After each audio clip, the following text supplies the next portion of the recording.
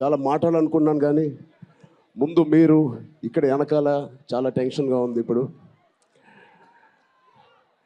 నిజంగా సినిమా పేరు game changer, అది నిజమే. శంకర్ గారు ఎందుకు పెట్టారో తెలియదు. తెర మీద బహుశా మేము చేసే పాత్ర ఒక గేమ్ చేంజింగ్ పాత్ర, కానీ నిజ జీవితంలో మీ అందరికీ తెలుసు, కేవలం ఏపీలోనే కాదు ఇండియన్ పాలిటిక్స్కి ఉన్న ఏకైక నంబర్ 1 గేమ్ చేంజర్ ఇవాళ పవన్ కళ్యాణ్ గారే. అలాంటి ఆయన పక్కన నేను నుంచోవడం చాలా అదృష్టంగా భావిస్తున్నాను. జనాల కోసం ఇంత తపన పడి ఇంత ఆలోచించే ఒక వ్యక్తి పక్కన ఆయన జీవించినప్పుడు మేము కూడా ఆయన పక్కనే ఉంటూ ఇలా ఉన్నామని, అదే కుటుంబంలో పుట్టామని మీతో ఇలా పంచుకున్నందుకు చాలా అదృష్టంగా భావిస్తున్నాను.